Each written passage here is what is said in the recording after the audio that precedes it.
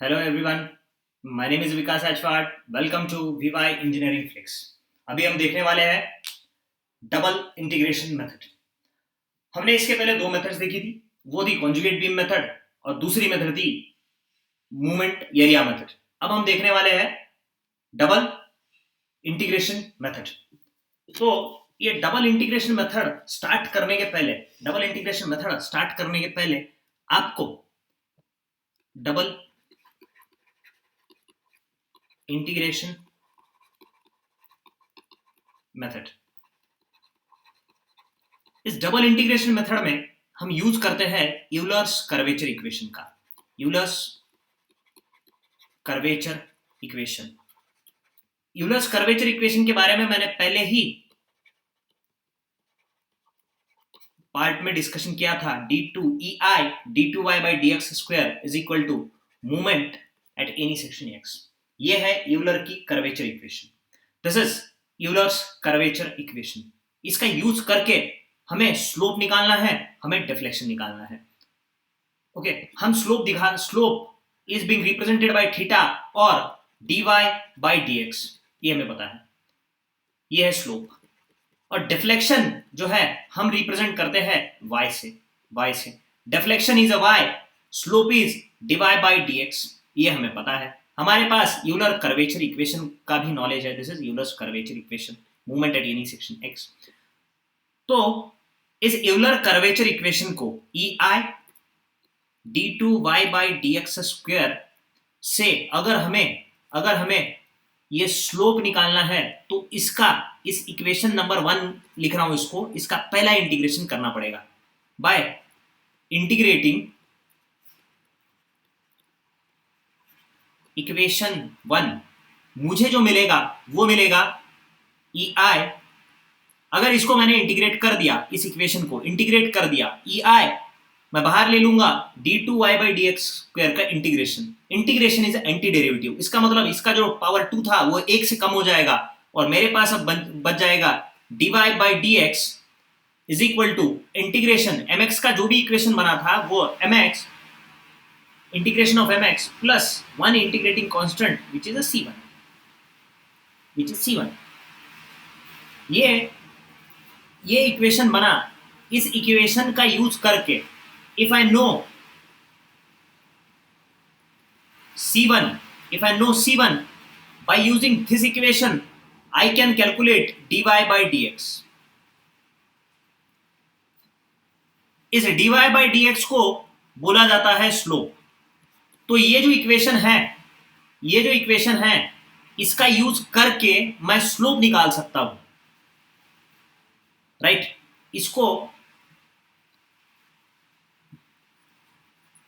इसको मैं बोलता हूं इक्वेशन नंबर 2।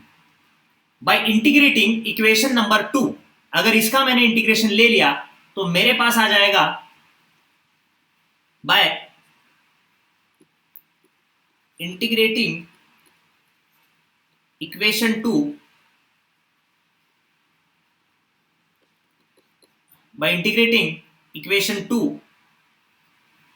मैं आपको ये इक्वेशन आपके सामने लिख देता हूं पहले आपके रेफरेंस के लिए।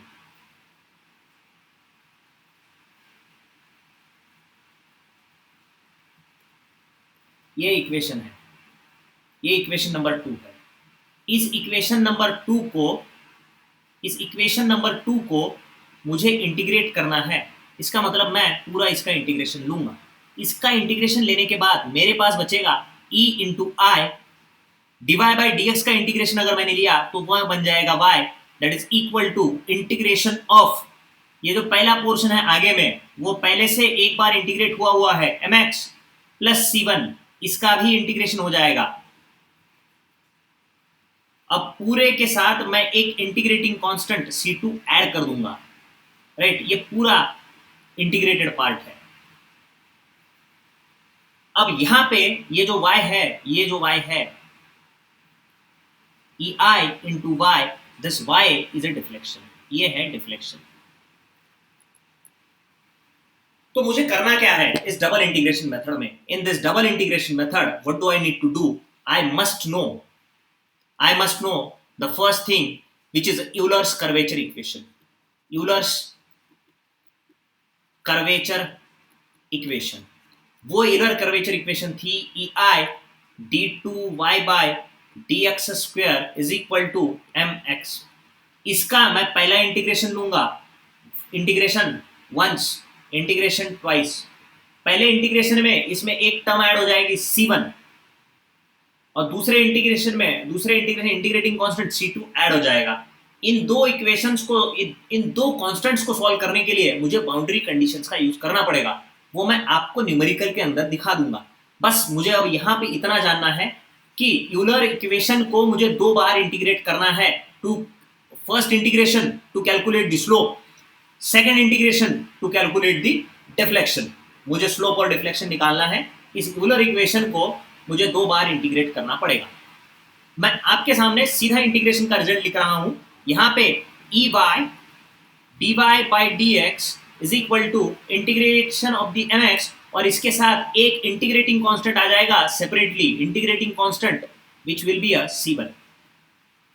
नाउ दूसरा इंटीग्रेशन करने के बाद में E I into Y is equal to integration of M X, जो पहले से मेरे पास था, इसका मुझे इंटीग्रेशन करना है, प्लस c1 का इंटीग्रेशन अगर मैंने कर दिया, मैं आपके पास डायरेक्टली दे रहा हूं विद रेस्पेक्ट टू x, क्योंकि यहाँ पे x लिखा हुआ है, तो मैं c1 इंटू एक्स मेरे पास मिल जाएगा।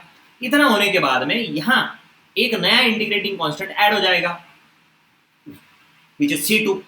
To calculate this c1 and c2, ये दो c1 और c2 कैलकुलेट करने के लिए मुझे करना पड़ेगा यूज ऑफ बाउंड्री कंडीशंस। और बाउंड्री कंडीशंस के बारे में मैंने आपको पहले ही बता के रखा हुआ है पहले लेक्चर में। Use of boundary conditions to calculate c1 and c2। ये कैसे करते हैं ये बाद में देखेंगे, पर हमें इतना पता चला यूलर का कर्वेशन इक्वेशन है, उसका पहला इंटीग्रेशन लूंगा तो मैं यहाँ पे कैलकुलेट कर लूंगा स्लोप। अगर उसका दूसरा इंटीग्रेशन करूंगा तो ये मैं यहाँ पे कैलकुलेट करूंगा डिफ्लेक्शन।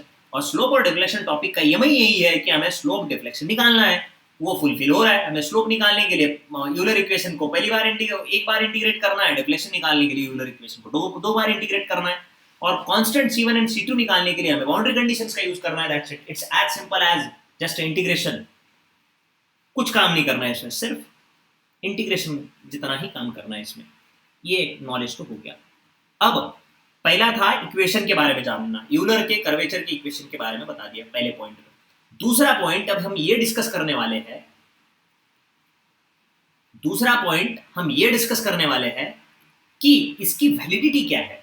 ये यूलर कर्वेचर इक्वेशन तो जान लिया, अब ये डबल इंटीग्रेशन मेथड जो है उसको यूज कहां पे करना है। कौन सा मेथड? Double integration method. इसको यूज करने के लिए सेकंड पॉइंट की बात कर रहा हूं, यहां जरा इसको समझ लो। e into I d2y by dx square is equal to mx। ये यूलर इक्वेशन है। इस यूलर इक्वेशन से ही मैं आपको बताने वाला हूं कि इसको यूज कहां पे करते हैं। जरा इस mx को देखना, और मैं आपके सामने, this is the first example नहीं है एक्चुअली। यहां पे मैंने कोई एक पॉइंट लोड लगा दिया है p, और इसका मैं किसी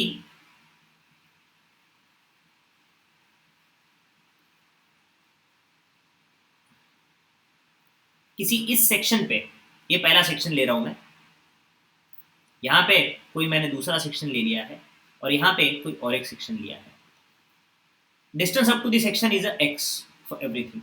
मूवमेंट का जो इक्वेशन निकलेगा, movement at any section x will be minus p into x. इस सेक्शन पे देखता हूं तो आ जाएगा p into x. If I talk about this section xx, movement will be minus p into x. इस सेक्शन पे भी मैं बात करूं, movement will be minus p into x. ये जो mx है, इसका जो इक्वेशन निकल रहा है वो होना चाहिए सेम थ्रू आउट लेंथ। ऐसे केस में हम लोग डबल इंटीग्रेशन मेथड का यूज कर सकते हैं। ये था उसका एग्जांपल, जिस केस में एग्जांपल 1 जहां पे mx का इक्वेशन सेम है throughout the length. mx का इक्वेशन सेम है। अगर मैंने सेक्शन बदल दिया, अलग अलग सेक्शन भी ले लिए, अब even at this point equation of the movement will remain same. In such a cases I will use double integration method. मैं यहां पे और एक एग्जांपल आपको दे देता हूं। ये यहां पे मैंने सेंट्रल पॉइंट लोड यूज किया है, ये हिंज है और ये रोलर है। Central point load P, length of the beam is L। यहां का जो रिएक्शन आ जाएगा, यहां का that reaction will be a P/2। This reaction will be P/2। मैं दो सेक्शन लेता हूं, पहला सेक्शन मैंने यहां पे लिया है और दूसरा सेक्शन मैंने यहां पे लिया है, और मैं इस तरफ से मूवमेंट कैलकुलेट करते जा रहा हूं। This is a distance x and this is a distance x for the section 2, section 1 section 2 movement about a section 1 वो कितना होगा? It will be a P/2 into x। ये समझ रहे हैं? P/2 into x। Movement about section 2 वो कितना हो जाएगा इस सेक्शन पे? P/2 इंटू x माइनस ये डिस्टेंस जो है वो हो जाएगा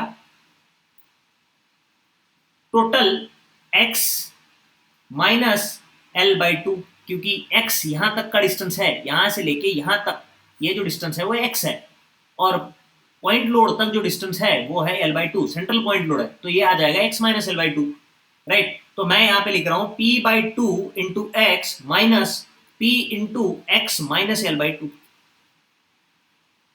राइट। तो यहां पे देखो, equation of movement at a section 1 is not same as a equation of the movement at a section 2. It means bending movement का जो इक्वेशन बना वो वेरी हो रहा है along the span throughout the length of the beam। जिस case में movement very हो रहा है along the span of the beam, movement नहीं, मूवमेंट का equation along the length of the beam अगर वेरी हो रहा है, in that case we are not allowed to use double integration method। ये आपको समझ गया होगा, डबल इंटीग्रेशन मेथड का हम यूज नहीं कर सकते वैसे केस में। तो ये पहली वैलिडिटी थी। mx क्या होना चाहिए? Constant equation throughout the span. I will use double integration method easily. Second, इस इक्वेशन में जो ei है, I should have only single value of ei। पहली बात तो mx की हो गई। दूसरी इसकी बात जो हो रही है, should have a single value of a EI। इसको कैसे समझना है? देखो, मैंने जो पिछले केस में लिया हुआ था वैसा ही मैं कोई एक बीम ले रहा हूं कैंटिलीवर का।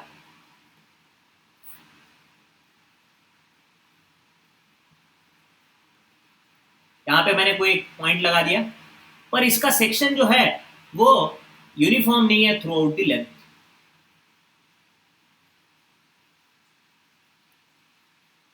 EI is a variable in this case. This EI is a different than this EI. Let us say this is EI and this is 2EI। 2EI example के तौर पे मैं बता रहा हूं। यहां पे मैंने दो सेक्शन ले लिए, पहला सेक्शन यहां पे लिया है, दूसरा सेक्शन यहां पे लिया, like this। section 1 at a distance x, section 1 at a distance x, section 2 is also at a distance x, applied load is p। तो movement at a section 1 is equal to minus p into x, movement at a section 2 is equal to minus p into x। movement तो same है मगर ei variable है। अब equation में मैं जो लिख सकता हूं वो मेरे पास सिंगल ei चाहिए, ei d2y by dx square is equal to mx। इस ei की वैल्यू सिंगल चाहिए, single value of ei, but for a whole length of this beam ei is varying, ei is varying। ei पहले इसमें ei कितना है? Single ei, यहाँ पे double 2 times of E I is very, ये same चाहिए। अगर मैंने सेक्शन 1 पे ले लिया, सेक्शन 1 पे ले लिया तो वहां की वैल्यू है E I into D two Y by D x square. Section 2 पे देखता हूं तो 2 E I D two Y by D x square. पर मेरे पास सिंगल इक्वेशन यूज करनी है, सिंगल इक्वेशन के लिए value of E I should be a single one, right.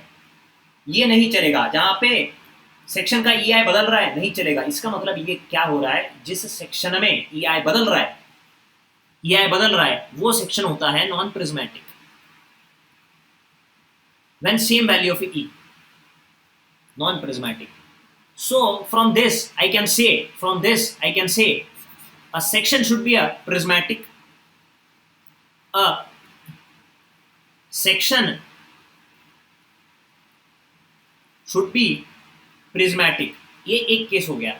उसकी वैल्यू ऑफ ई आई क्या आ जाएगी, कांस्टेंट और same throughout the length. I can use this, I can use. इसमें मैं एक एडिशनल बात बताता हूँ। फॉर एग्जाम्पल, अगर आपके सामने कोई ऐसा बीम है,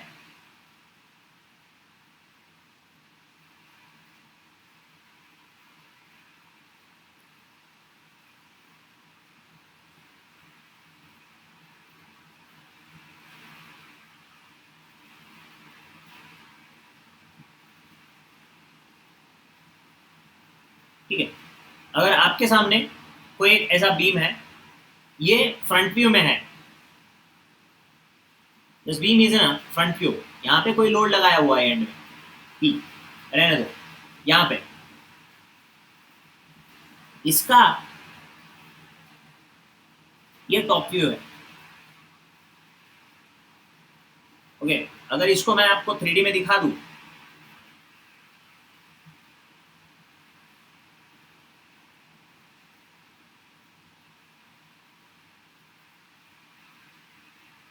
ये कुछ ऐसा सेक्शन है, यहाँ पे ये फिक्स्ड है, यहाँ पे एक फिक्स्ड है, यहाँ पे पॉइंट लोड लगाया हुआ है। अगर इसको चेक करते हो आप तो इसका एरिया हर सेक्शन पे बदल रहा है। इसका मतलब ये सेक्शन प्रिज्मेटिक नहीं है, ये सेक्शन प्रिज्मेटिक नहीं है। बट ये single value of E I generate कर सकता है। हाउ, लेट अस सी। मैं इस सेक्शन पे आ रहा हूं, सेक्शन एक्स। इस सेक्शन पे जो विड्थ होगी मैं वो कैलकुलेट करके देखता हूँ, width at any section x. यहाँ पे एंड में मैं टोटल बी ले लेता हूँ और इसका टोटल लेंथ जो है इस बीम का एल है, तो इसका ये जो स्लोप आएगा by using similar triangle, it will be a b by l is equal to b x width at any section x that divided by x. So width at any section x जो बनेगी वो बनेगी b by l into x. इस section पे भी अगर मैं देखता हूं वो बनेगा b by l into x again. इस सेक्शन पे भी देखता हूं तो वो बनेगा b by l into x. X is the length of the respective section, ठीक है। मैं इस सेक्शन पे बात कर रहा हूं, इस सेक्शन पे मुझे मोमेंट ऑफ इनर्शिया निकालना है। अगर मोमेंट ऑफ इनर्शिया निकालना है तो कोई ऐसा एक रेक्टेंगल आ गया मेरे पास, ऐसा कोई रेक्टेंगल आ गया। इस रेक्टेंगल के लिए अगर मैं बात करूं, if I talk about that rectangle, मेरे पास वो जो सेक्शन था कोई एक रेक्टेंगल आ गया था ऐसा। If I talk about that rectangle, यहाँ पे जो बनेगा विड्थ x और उसकी डेप्थ है d। यहाँ पे देखना, इसका विड्थ जो है, इसकी डेप्थ मैं टोटल ले रहा हूँ, डेप्थ इज d और एंड में width is b। In that case यहाँ पे width of section x and depth d। यहाँ पे अगर मैंने सेंट्रल लाइन ड्रॉ कर दी तो इसका moment of inertia I x x क्या बनेगा, which will be a b x into d cube that divided by 12। इसको अगर मैंने उस पास्ट के बी एक्स को रिप्लेस कर दिया, b x is equal to b by l into x, b x b by l into x को मैं वैसे ही रखता हूं, d cube that divided by 12, ये वैसे का वैसे रख दिया एक्स। ये आ गया मोमेंट ऑफ इनर्शिया। जैसे जैसे एक्स बदल रहा है मोमेंट ऑफ इनर्शिया बदल रहा है, मगर मुझे ई इंटू आई का जो इक्वेशन लिखना है उसमें मैं इस पार्ट को के ले लूंगा, के कांस्टेंट, एक कांस्टेंट बोल दिया, उसका नाम दे दिया मैंने के, b D cube by 12 it is a constant. तो ई आई को मैंने लिख दिया k into x into D two Y by D x square is equal to movement at any section x, तो एक्स को वेरी करो, I very हो रहा है, आई की वैल्यू सिंगल चाहिए, मगर मुझे सिंगल वैल्यू मिल रही है। आपको समझ रहा है क्या? E into I should be the same value, should be a single value throughout the span, for throughout the span which is k into x, which remains same. In this case also I can use a double integration method. अब तक जितना भी हमने discussion किया हुआ है, वो सिर्फ और सिर्फ दो लाइन पे अराउंड है, दो लाइन के अराउंड है। It is oriented around only two lines. पहली तो ये बात है, first line is first Euler equation मुझे पता होना चाहिए। Euler equation, it is Euler curvature equation which is E I d2y by dx square is equal to mx। ये जो mx है उसकी जो इक्वेशन है वो होनी चाहिए सेम थ्रू आउट लेंथ। यहां पे ei की जो वैल्यू है वो सिंगल वैल्यू ऑफ ei होनी चाहिए। पहली कंडीशन है सिंगल वैल्यू और सेम इक्वेशन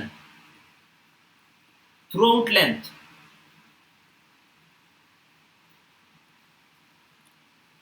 सिंगल वैल्यू और same equation throughout the length, क्योंकि एक ही इक्वेशन है, एक इक्वेशन में दो अलग अलग वैल्यूज ऑफ ei हम यूज नहीं कर सकते, तो हमें सिंगल वैल्यू ऑफ ei चाहिए और उसका जो ei का जो इक्वेशन बन रहा है वो सेम चाहिए थ्रू आउट द लेंथ, जैसे पिछले केस में बना था। यहाँ पे ये इक्वेशन जो है वो k into x through out the span same रहेगा। इसके लिए मैं यूज कर सकता था यहाँ पे डबल इंटीग्रेशन मेथड। तो यहाँ पे दो कंडीशंस थी, पहली mx की equation throughout the length constant होनी चाहिए और दूसरी ei की equation throughout the length same होनी चाहिए या ei की सिंगल वैल्यू होनी चाहिए। इसका मतलब ये हुआ we cannot use this non prismatic beam, we cannot use this for a non prismatic beam. पर हाँ उसका एक एक्सेप्शन है, अगर इक्वेशन सेम रहा तो यूज कर सकता हूं। हम इसको भी ये भी नहीं बोल सकते कि नॉन प्रिज्मेटिक के लिए नहीं कर सकते, but mostly we don't use it for non prismatic जहां सेक्शन टू सेक्शन आई की वैल्यू बदलती जाती है। ऐसे ये इसका आई अलग, इसका आई अलग, इसका आई अलग, ऐसे केसेस में हम यूज नहीं करेंगे। मगर आई कंटिन्यूअसली बदल रहा है in terms of x and equation is a constant, in that case we can use this method.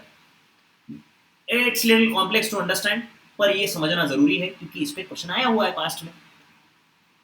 ठीक है, तो इसके बेसिस पे हमें करना क्या है, इसको पहला इंटीग्रेशन करना है, इसका दूसरा इंटीग्रेशन करना है, बाउंड्री कंडीशन यूज करके C1 एंड C2 निकालना है और उसके बाद में स्लोप एंड डिफ्लेक्शन निकालना है। तो मैं यहाँ पे एक क्वेश्चन सॉल्व कर रहा हूं जो प्रीवियस ईयर गेट में आया हुआ था। टिल नाउ मुझे लगता है मुझे और एक बार रिपीट कर देना चाहिए। In that case, we must know Euler's equation EI d2y by dx square is equal to mx। ये यूलर इक्वेशन है। इसका मैं पहला इंटीग्रेशन करूंगा, इसका मैं दूसरा इंटीग्रेशन करूंगा। पहले इंटीग्रेशन से मुझे मिल जाएगा स्लोप, दूसरे इंटीग्रेशन से मुझे मिल जाएगा डिफ्लेक्शन।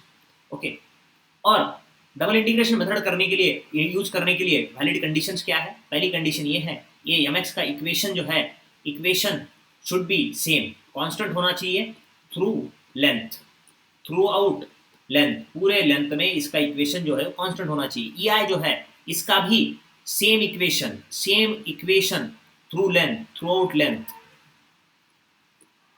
लेंथ, वरना सिंगल वैल्यू ऑफ ei की सेम वैल्यू होनी चाहिए। ये दूसरी कंडीशन हो गई थी। अब इसको इंटीग्रेट करके हम जो चाहे वो कैलकुलेट कर सकते हैं, जो चाहे मतलब यहाँ पे लगता ही है, एक डिफ्लेक्शन दूसरा रोटेशन। मैं एक एग्जांपल आपको करा रहा हूँ, उसमें मैं बाउंड्री कंडीशन भी बता दूंगा, उसको सॉल्व कैसे करते हैं वो भी बता दूंगा, और साइन कन्वेंशन हम सबसे एंड में देखते हैं। इसके हमें पहला पढ़ना था इसका थ्योरी क्या है, यूलर इक्वेशन वगैरह, इसका वैलिडेशन कहाँ पे है। तीसरा इसका न्यूमेरिकल में करवा दूंगा, और बाउंड्री कंडीशन से C1 C2 कैसे सॉल्व करते हैं वो न्यूमेरिकल में पता चल जाएगा। Fourth one we will see it's sign convention, all things will be taken care in a respective stages. अब तक हमने पहला स्टेज देख लिया यूलर इक्वेशन का, दूसरा स्टेज देख लिया है इसको यूज कहाँ करते हैं, third stage is of a numerical and calculating boundary equations. ये पास्ट में आया हुआ है, न्यूमेरिकल है गेट में, कैंटिलीवर बीम दिया है,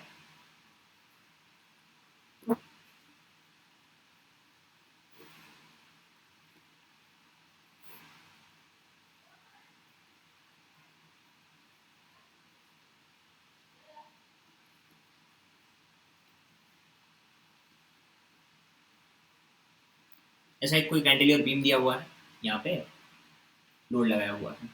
जो बीम दिया हुआ है वो ट्राइंगुलर है प्लान में। मैं आपको प्लान दिखा रहा हूँ इस बीम का। ये फ्रंट व्यू है, ये एलिवेशन है, this is elevation. It has a total length L, L है ये लेंथ, ये लेंथ यल है। और यहाँ पे विड्थ बी दी हुई है, विड्थ बी।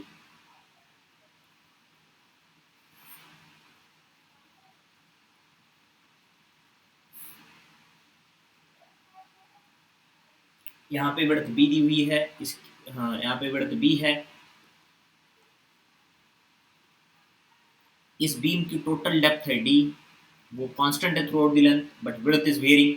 आई, और क्वेश्चन मुझे एक क्वेश्चन, पहला क्वेश्चन ये पूछा गया है इसमें कि calculate the movement of inertia at a section x x. ये गेट में क्वेश्चन पूछा हुआ था, कोई भी एक सेक्शन दिया है एक्स उन्होंने क्वेश्चन में, और उन्होंने सवाल ये पूछा है कि इस सेक्शन पे मूवमेंट ऑफ इनर्शिया कितना होगा। पहले ही हमने वो मूवमेंट ऑफ इनर्शिया कैलकुलेट कर लिया है पास्ट में, यही सेम न्यूमेरिकल मैंने आपके इस पे दे दिया था। यहाँ पे जो मिल रहा था width b x, it was equal to b by l into x, और डेप्थ था डी। यहाँ पे मूवमेंट ऑफ इनर्शिया निकालना था, तो ये कितना आ जाता, b D cube by 12, b x into d cube by 12। तो मूवमेंट ऑफ इनर्शिया जो हमने निकाला था इसका, मैं वापस रिपीट नहीं कर रहा हूँ, कर देता हूँ। Movement of inertia b x into d cube that divided by 12, b x into d cube, b x क्या था, b by l into x d cube that divided by 12, that is movement of inertia at any section x is equal to B D cube that divided by 12। इस यल को यहाँ पे रख देता हूँ, या वरना b D cube by divided by 12 l into x. B end में कांस्टेंट है, डी एंड में टोटल डेप्थ कांस्टेंट है, 12 एंड लेंथ। दिस इक्वेशन, इस इक्वेशन में ये b D cube by 12 constant है, इसीलिए मैं इसका एक नाम दे रहा हूँ कांस्टेंट के। This is a constant K, K is equal to B D cube by 12 L. कोई फर्क नहीं पड़ रहा है, मैं सिर्फ इसको I X movement of inertia at any section x is equal to K into X इतना लिख रहा हूँ। पर मेरा सवाल क्या था, मूवमेंट ऑफ इनर्शिया निकालो, ये उसका जवाब है, आंसर, जो प्रीवियस ईयर गेट का क्वेश्चन है। मूवमेंट ऑफ इनर्शिया मेरे साथ पास निकल गया है। पहला क्वेश्चन ये था, दो क्वेश्चन पूछे हुए थे, लिंक्ड क्वेश्चन आंसर्स। दूसरा सवाल ये था, यहां का मुझे डिफ्लेक्शन निकालना था। इसको बी पॉइंट रख देता हूं मैं, इसका नाम point, this is point A and this is point B. At a point B मुझे थीटा बी पूछा गया है और डिफ्लेक्शन बी पूछा गया है। मैं क्वेश्चन के लिए सेपरेट कलर कर देता हूं आपके सामने, so that you will understand. यहाँ पे क्वेश्चन, पहला क्वेश्चन ये था, question 1, they have asked you to calculate moment of inertia at any section x। उसका आंसर आपके सामने ये रहा। क्वेश्चन दूसरा जो पूछा गया था उसमें पूछा था theta at point B and deflection at point B. This is point A and this is point B. At this point B I need to calculate a deflection and rotation. अब किसी भी सेक्शन पे मैं जाके अगर movement का equation देखता हूं, तो मेरे पास पहले मैं वैलिडिटी चेक कर रहा हूं, डबल इंटीग्रेशन मेथड मैं यूज करने वाला हूं, पर उसकी वैलिडिटी मैं यहाँ पे चेक कर रहा हूं। वैलिडिटी चेक करने के लिए मेरे पास सबसे पहले मुझे देखना है मूवमेंट का equation at all the section which is minus P into x. ये है P, downward direction load, hogging movement करेगा at any section X, minus P into X. Equation same है क्या? Yes, throughout the length this movement equation is same, I can use double integration method. दूसरी condition थी E आई की value single value होनी चाहिए, पर हमारे पास E आई की कौन सी वैल्यू है? E into I is varying at every section. I into x में लिख रहा हूं, at every section its value is k into x. X को बदला तो ई आई की वैल्यू बदल रही है, पर throughout the span equation is same, throughout the span equation is same. तो मेरे पास ई आई का जो इक्वेशन था, it is a same through out span। I can use double integration method to calculate slope and deflection मुझे पता चल गया। कैसे पता चला? पहला, मूवमेंट का इक्वेशन सेम चाहिए, आ रहा है मेरे पास। दूसरा, ई आई का इक्वेशन सेम चाहिए, वो भी हो रहा है। I can directly use now double integration method and I can calculate slope and deflection. और बाकी का साइन कन्वेंशन रहा, C1 C2 का कैलकुलेशन रहा, मैं वहीं पे दिखाने वाला हूं in a single shot for this beam.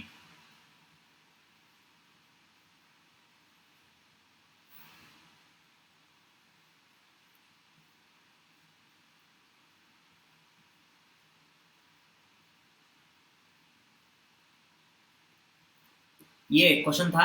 इस क्वेश्चन के लिए मुझे निकालना था ये थीटा बी और deflection. For that I will use movement of inertia का आपके पास इक्वेशन था, Ix is equal to k into X, where k was b d cube that divided by 12L। Past में कैलकुलेट किया था। अब मैं इक्वेशन लिख रहा हूँ।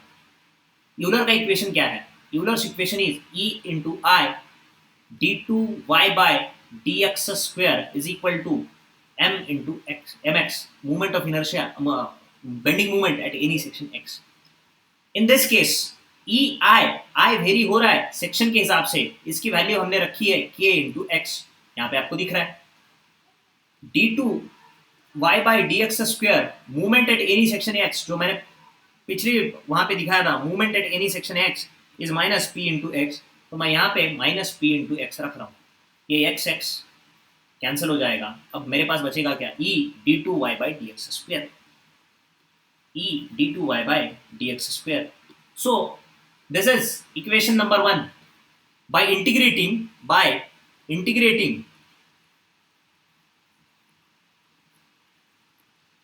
equation 1, what I will get is E into k d2 dy by dx। इसको अगर मैंने इंटीग्रेट कर दिया तो E और k कांस्टेंट है। ये d2y by dx स्क्वायर का पहला इंटीग्रेशन अगर मैंने इंटीग्रेशन ले लिया तो वो बनेगा dy by dx। मैं आपके सामने डायरेक्ट लिख रहा हूं, is equal to minus p, इसका इंटीग्रेशन हो रहा है तो ये बनेगा p इंटू एक्स। मैं आपको क्लियरली एक इक्वेशन लिख के दिखा देता हूं so you will understand it better. ये इक्वेशन था। इक्वेशन क्या बना? E इंटू के d two Y by D x square is equal to minus P into x. इसको मैंने इंटीग्रेट कर दिया on both the side. So what I got is E k d Y by D x, d two Y by D x square का पहला integration is anti derivative, इसका मतलब एक derivative इसका कम हो जाएगा तो मेरे पास बचा d Y by D x is equal to integration of minus P x. So x नहीं था वहां पे, इंटीग्रेशन ऑफ माइनस पी, वो एक्स वहां पे कैंसिल हो चुका था। Integration of minus p will be minus P into x. Integrating constant मैं ऐड करूंगा, पहला इंटीग्रेटिंग कांस्टेंट वो है C1, इसको मैंने नाम दे दिया इक्वेशन नंबर 2। अब मुझे बाय इंटीग्रेटिंग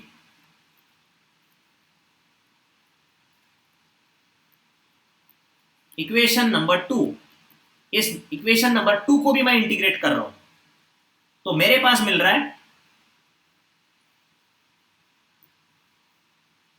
इक्वेशन नंबर 2 थी E k d Y by D x is equal to minus P x plus C1।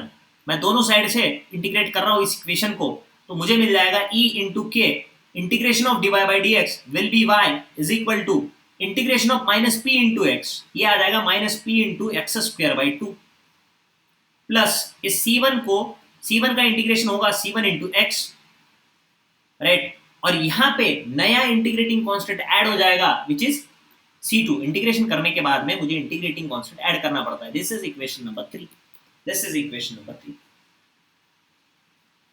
Right. This is equation number 3 by integrating equation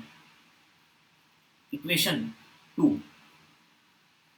इसकी मुझे जरूरत है इसलिए मैंने इसको बाजू में लिया हुआ है, by integrating इक्वेशन 2। ये आपको समझ गया? ये पहला इंटीग्रेशन के बाद की इक्वेशन है, ये दूसरे इंटीग्रेशन के बाद की इक्वेशन है। तो मुझे अब ये पूरी इक्वेशन को सॉल्व करने के लिए ये कांस्टेंट्स का पता होना जरूरी है। टू सॉल्व दिस कांस्टेंट मैं यहां पे नई हेडिंग दे रहा हूं,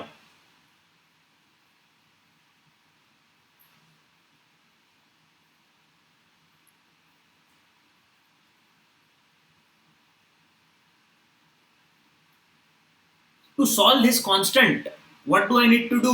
I have to use a boundary conditions. I have to use a boundary conditions.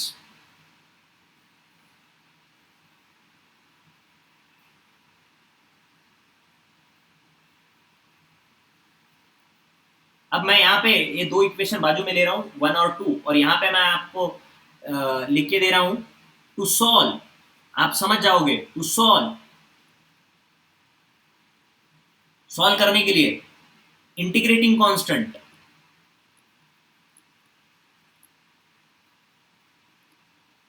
C1 and C2 use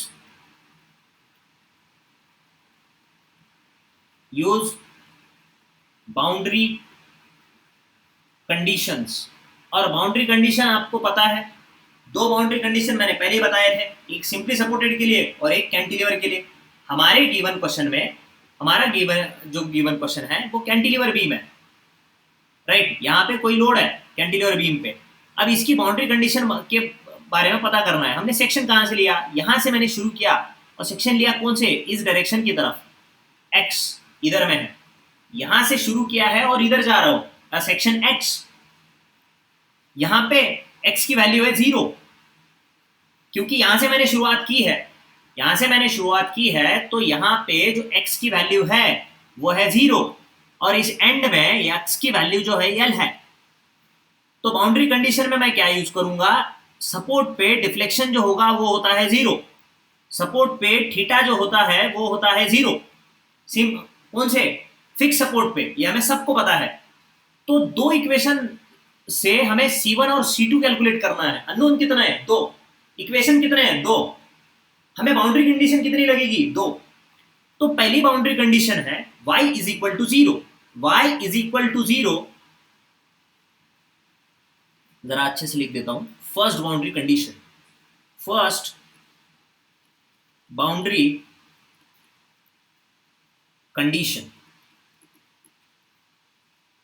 is y, sorry first उसको नहीं लेते हैं, theta is equal to 0, theta is equal to 0 when x is equal to l, when x is equal to l, theta is equal to 0। अब थीटा का equation कौन सा है, equation number 2, dy by dx is a theta, theta is a slope। तो मैं यहाँ पे इक्वेशन नंबर 2 यूज करने वाला हूं। आई will use equation number 2। This equation number 2 I will use,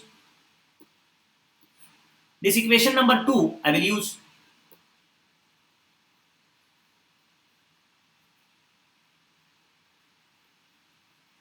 This equation number 2 I will use and I will calculate a value of a C1। How to calculate this value of a C1? तो theta कितना है, 0, कितने distance पे, x is equal to l। इसका मतलब E into के वैसे का वैसा रह जाएगा। यहाँ पे dy by dx को मैं थीटा रख रहा हूं, इस थीटा रख रहा हूं, at this theta at x is equal to l, मैं बाद में रख दूंगा, पर माइनस p, x की वैल्यू कितनी है अब, l, plus C1 is a integrating constant, पर x is equal to l पे, x is equal to l पे थीटा की वैल्यू कितनी है, 0। मैं यहाँ इस थीटा को 0 रख रहा हूं, थीटा को 0 रखने के बाद ये 0 हो जाएगा, माइनस p इंटू l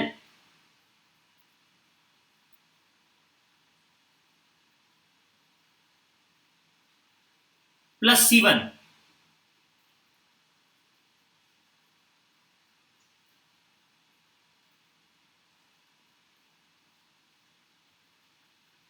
अब ये जो C1 की वैल्यू बनेगी वो है P into L,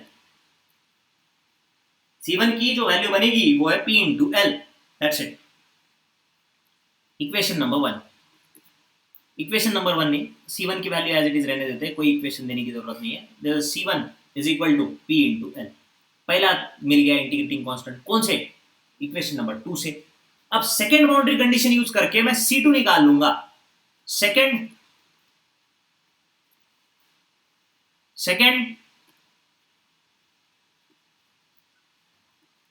boundary condition, okay, ये सेकेंड बाउंड्री कंडीशन मैंने यहां पे लिख दिया। सेकेंड बाउंड्री कंडीशन क्या है वो, at a distance x is equal to l deflection is equal to 0।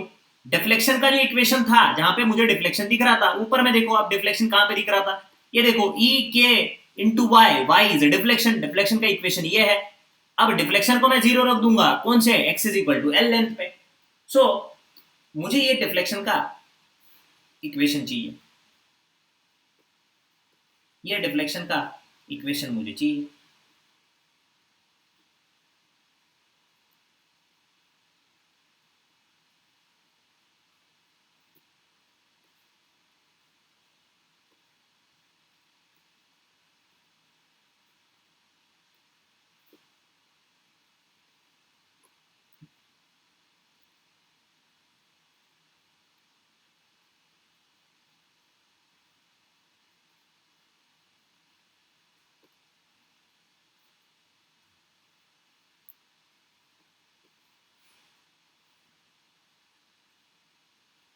मुझे इस डिफ्लेक्शन का इक्वेशन चाहिए और ये डिफ्लेक्शन का इक्वेशन मैं यहां से कॉपी कर रहा हूं। अब यहां पे ये डिफ्लेक्शन का इक्वेशन आ गया। For this deflection equation by using second boundary condition, वो बाउंड्री कंडीशन क्या थी, y is equal to 0 at x is equal to l। मैं यहाँ पे y इज इक्वल टू, इस इक्वेशन में ये रख रहा हूँ y इज इक्वल टू 0 और x is equal to l। इस y को मैं 0 रख रहा हूँ, इस y को मैंने 0 रख दिया, x is equal to l, ये बचेगा कितना, minus p into L square by 2 plus c1 into x is l, जैसे x इज l। तो मेरे पास सिर्फ इंटीग्रेटिंग कांस्टेंट बचेगा c2, उसे मुझे कैलकुलेट करना है। c1 की वैल्यू मुझे पता है, c1 की वैल्यू मुझे पता है, और c1 की वैल्यू क्या थी, यहाँ पे C1 की वैल्यू हमें मिली थी, C1 की वैल्यू हमें मिली थी P इंटू एल, C1 की वैल्यू हमें मिली थी P into L. So 0 is equal to, again this 0 is equal to minus P L square by 2, C1 is P into L, so ये हो जाएगा P L square plus C2। तो half P L square और पूरा P L square, तो बचेगा कितना, positive P L square by 2। So PL square that divided by 2 plus C2 is equal to 0. So C2 is equal to minus PL square by 2. Now I have these two things with me. I have value of a C1, I have a value of a C2. Right? C1 की value है मेरे पास P into L, मैं यहाँ पे लिख रहा हूँ C1 is P into L, और C2 की वैल्यू जो बनी minus P into L square by 2, minus P into L square by 2।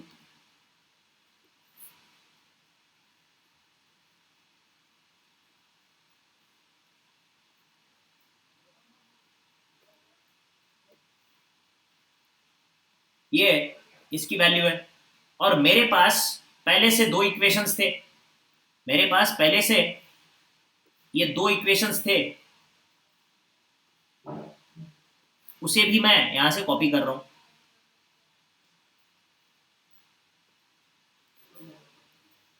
ये मेरे पास अब दो चीजें हैं, ये इक्वेशन भी है और C1 C2 की वैल्यू भी है।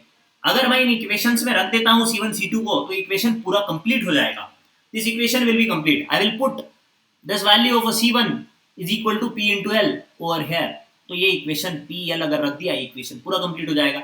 C2 minus P into L square by 2, equation 2 भी कंप्लीट हो जाएगा, इक्वेशन 3 भी कंप्लीट हो जाएगा।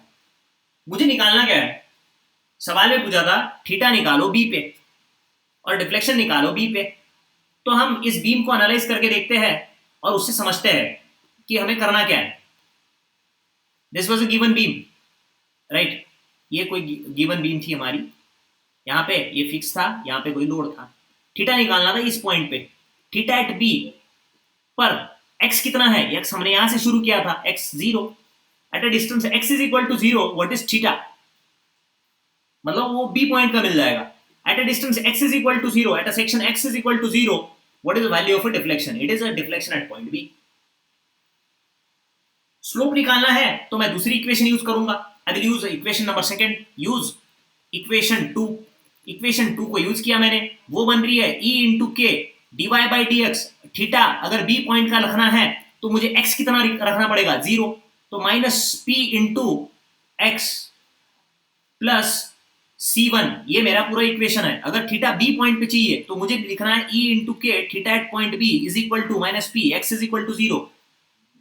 0 बन गया तो प्लस C1। इसका मतलब ये हुआ theta at B is equal to C1 by E K. Sorry यहां पे दिख नहीं रहा होगा, मैं इसको रफ कर देता हूं। तो मेरे पास थीटा जो बना, theta theta at point B is equal to C1 by E K, यही बना। C1 की वैल्यू यहां पे है ऊपर में, यहां पे देखो आप, C1 की वैल्यू हमने लाई है P into L. So I will substitute C1 is P into L और E divided by K, whereas value of K हमें पिछले किसी स्लाइड में दिख जाएगी। वैल्यू ऑफ K की वैल्यू हमने यहां पे रख ली थी, K was B D cube by 12L। मैं उस K की वैल्यू भी रख रहा हूं, P into L, E, K was B D cube that divided by 12L, right? तो ये आ जाएगा 12 P L square that divided by E B D cube, ये हो जाएगा theta eight a point B, theta eight a point B। Okay, this was theta at point B. This is the slope at a B. दूसरा निकालना है deflection at a B. To calculate a deflection at a B, I have to use this equation number 3. Equation number 3. मैं equation number 3 as it is यहां पे रख रहा हूं, लिख रहा हूं।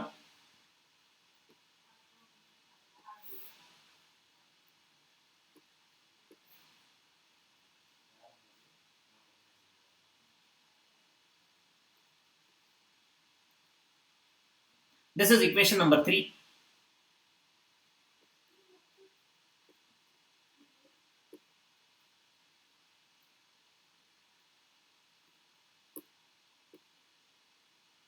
This is equation number 3.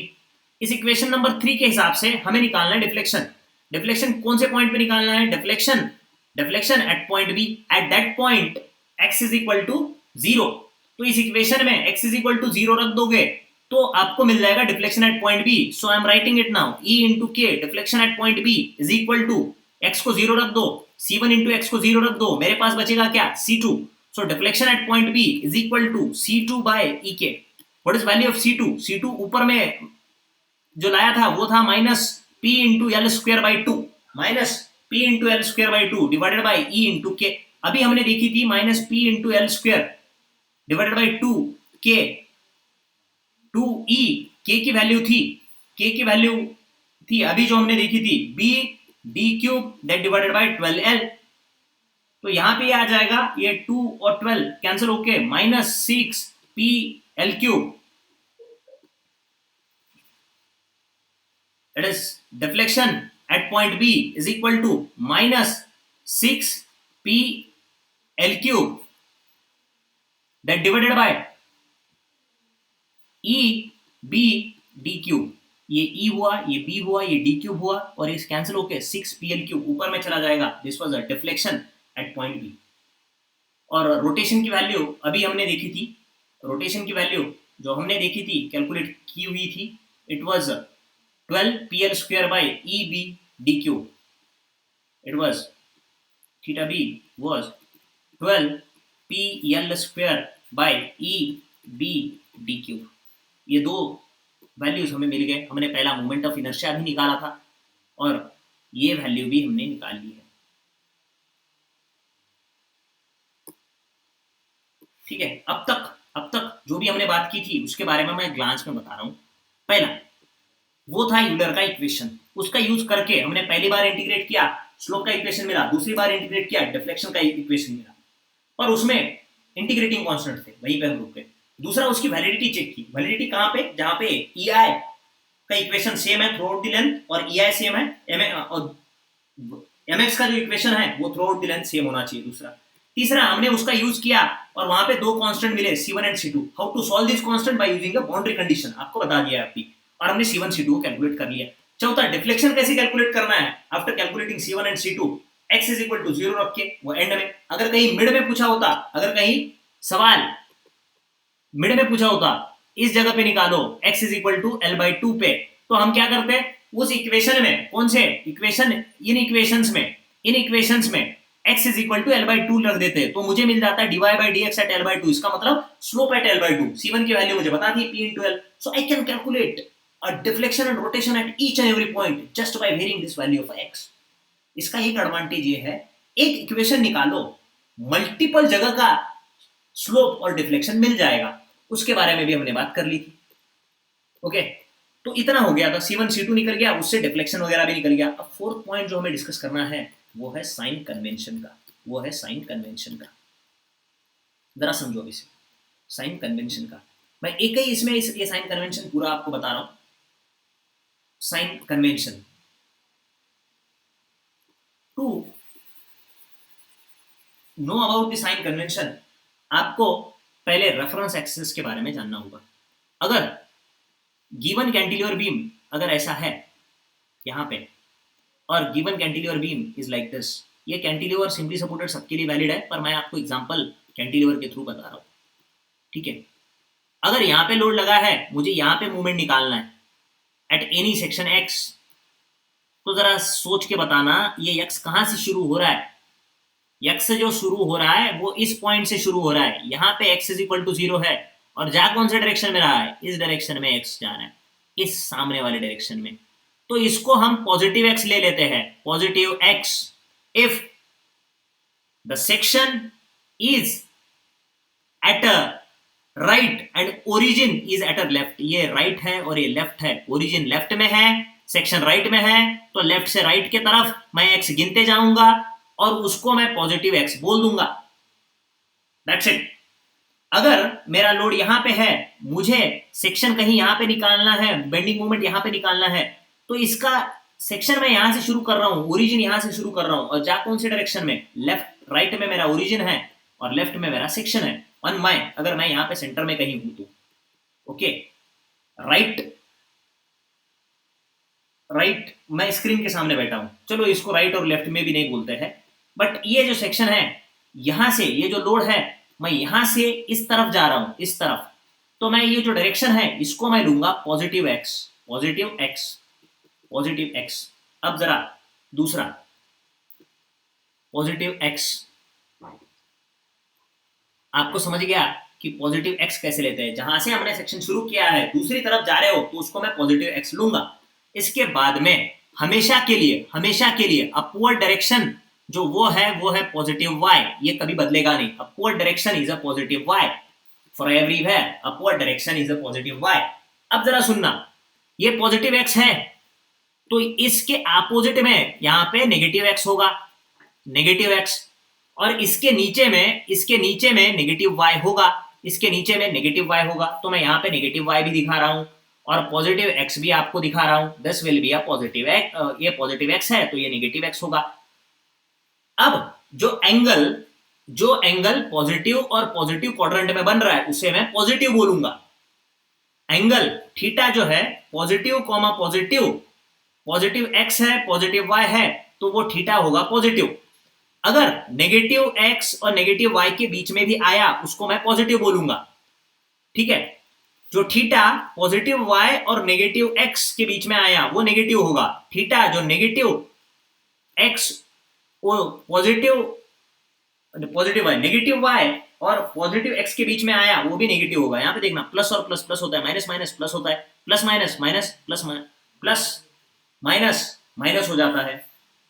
मुझे बस इतना बोलना है, पॉजिटिव में जो एंगल आ रहा है ये वाला, अगर यहाँ पे कोई एंगल आया, यहाँ पे जो एंगल आ रहा है पॉजिटिव के बीच में, वो होगा पॉजिटिव एंगल।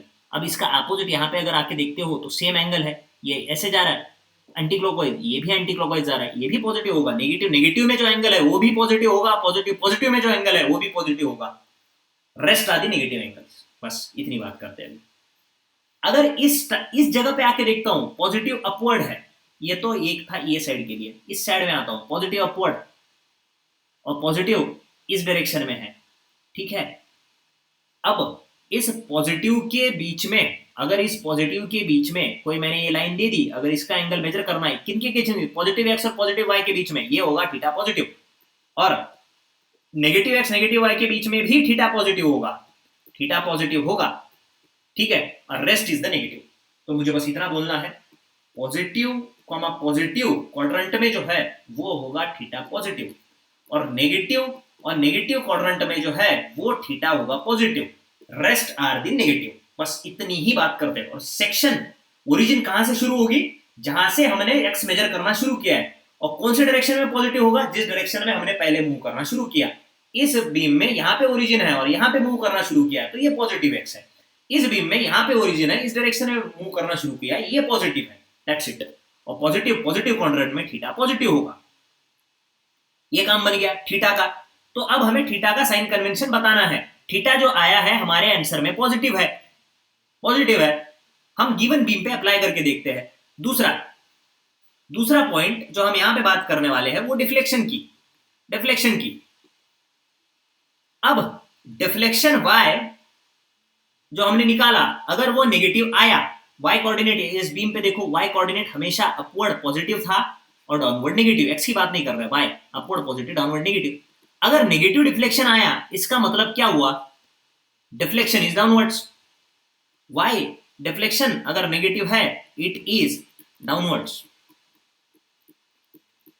अगर डिफ्लेक्शन पॉजिटिव आया, it is upwards. Okay, for this question हमारे पास क्या आया था, डिफ्लेक्शन नेगेटिव है और रोटेशन पॉजिटिव। अब इसको हम हमारे एक्चुअल क्वेश्चन में प्लॉट करके देखते हैं कि क्वेश्चन क्या था, हमने जो निकाला वो कैसा था। ये ऐसा डिफ्लेक्शन और रोटेशन था हमारे पास जो मिला। हमारा बीम जो था कुछ ऐसा था बीम, राइट, और यहाँ पे कहीं लोड था, यहाँ पे कहीं लोड था, बराबर। अब ओरिजिन कहाँ थी इसकी, ये ओरिजिन है।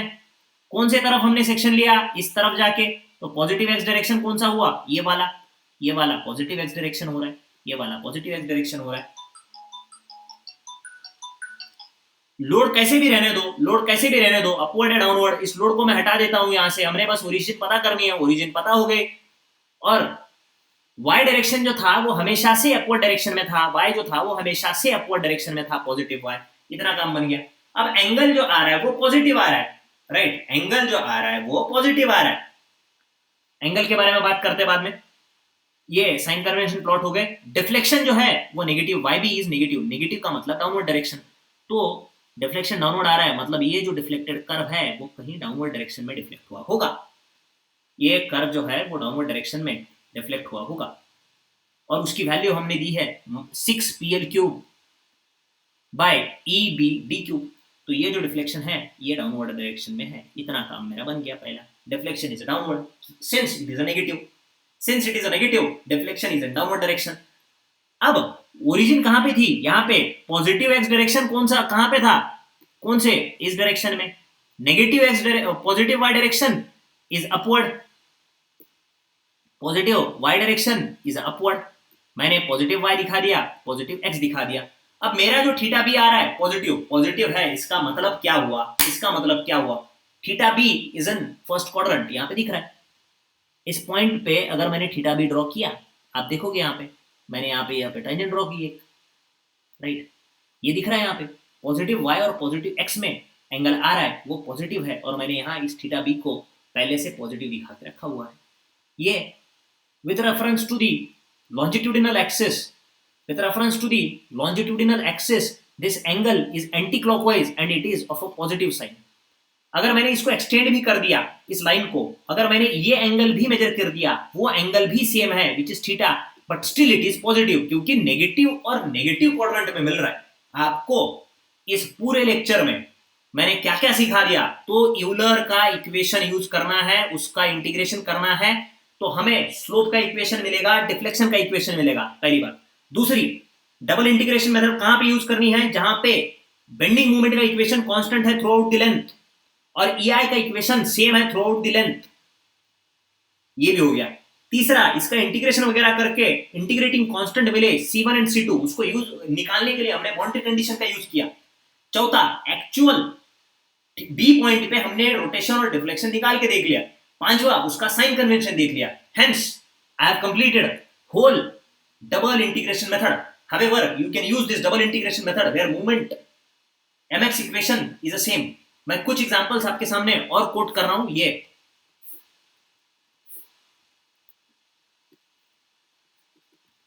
अगर यहां पे मैंने लोड लगा दिया, हर जगह पे बेंडिंग मोमेंट का इक्वेशन सेम निकलेगा, सो आई विल यूज दिस।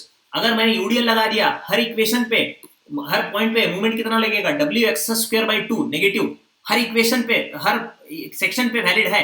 अगर ऐसे मैंने कोई यहाँ पे ट्रायंगुलर लोड दे दिया, इस सेक्शन पे मैं आके देखता हूं तो यहाँ पे निकलेगा slope into x³/6 movement at any section, ये भी हमेशा कांस्टेंट रहेगा। आई can use for this, but for simply supported beam मैं आपको simply supported beam subjected two point load के बारे में बता दे रहा हूँ वापस। Simply supported beam subjected two point load, ये यहाँ पे P/2 आ जाएगा। सेंट्रल पॉइंट लोड, ये डिस्टेंस है यहाँ इतना L/2।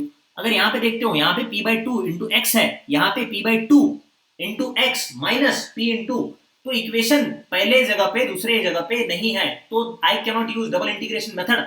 Beam subjected to central point load और single point load, simply supported beam subjected to single point load, I can not use this for simply supported beam subjected to single point load, but I can use it for a simply supported beam subjected to UDL. How? यहाँ पे यहाँ पे UDL लगा दिया तो यहाँ पे कितना आ जाएगा, अगर W का UDL है ये आ जाएगा WL/2। किसी भी सेक्शन पे जाके देखो आप, बेंडिंग मोमेंट का इक्वेशन सेम रहेगा। x अगर मैंने पकड़ा तो वो कितना है, WL/2 इंटू एक्स, वो पॉजिटिव होगा moment equation, that is equal to minus W into x²/2। Nothing changes at all the point, so I can use this double integration method to calculate deflection of the simply supported beam subjected to uniformly distributed load. Even I can use it for a subjected to uniformly varying load, but I cannot use double integration method where a beam is subjected to central point load or a point load being subjected to the point load. I cannot use it. बस इतना था इसके बारे में, और मैंने आपको एक न्यूमेरिकल करा दिया है। As and when we need it, we will use it. अब इसके बाद में हम जो मेथड देखने वाले हैं वो है मैकॉलेज मेथड। वो इंप्रूवमेंट है डबल इंटीग्रेशन मेथड का। That's it, thank you.